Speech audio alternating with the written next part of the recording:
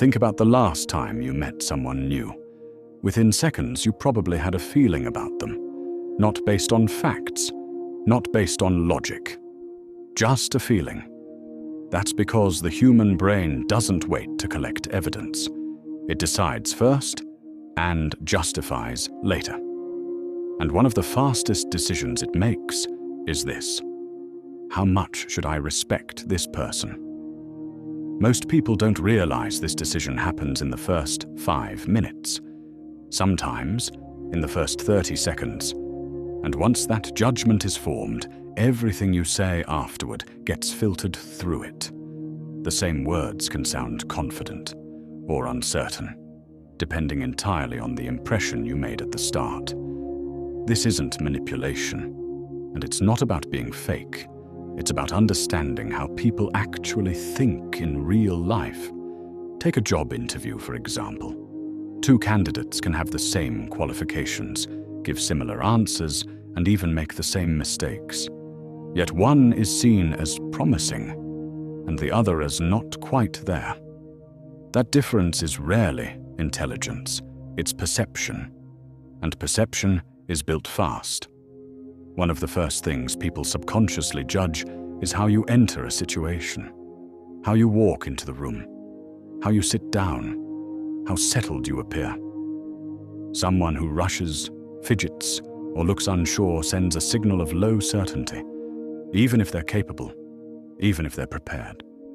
Meanwhile, someone who moves calmly, takes a moment to orient themselves, and appears comfortable in the space sends a different signal.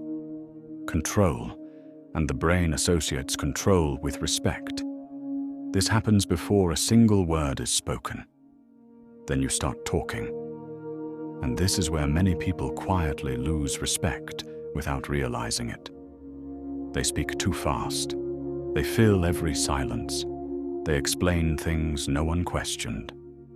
In everyday conversations, this looks like justifying your opinion before anyone disagrees. In meetings, it looks like talking in circles to avoid being misunderstood.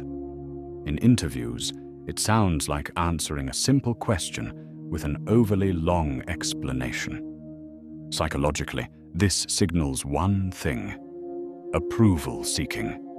People don't consciously think this person is insecure, but they feel it. Respect is associated with calm pacing, clear statements, and comfort with silence. Silence is important. Confident people don't rush to fill gaps. They let moments breathe. If you can pause without panicking, people assume you're thinking. They assume you're comfortable. They assume you have value. Eye contact works the same way. Not staring, not forced intensity, but attention. Imagine talking to someone who keeps looking around while you speak. Even if they're polite, you notice it. Their attention isn't fully with you.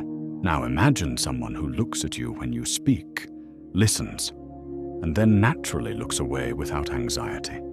That signals choice, and choice creates respect, because attention is a form of power. Another place where respect is often lost is through overcorrection. Saying sorry when nothing was wrong, agreeing too quickly to avoid tension, explaining yourself before anyone asks. Most people do this to be liked, but psychologically, respect and likability aren't built the same way. Over-explaining lowers perceived authority. Over-apologizing lowers perceived status. People respect self-trust more than flawlessness. They respect those who behave as if they belong in the conversation. Emotional control plays a huge role as well. Think about someone who reacts strongly to mild disagreement. You don't think they're emotional. You think they're unstable. On the other hand, someone who stays calm when challenged feels solid, even if you disagree with them.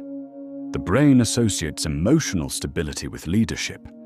This is why 2 people can say the same thing, and only one is taken seriously. Here's what most people misunderstand. Respect isn't about dominance. It's not about being loud, and it's not about proving yourself. It's about self-containment.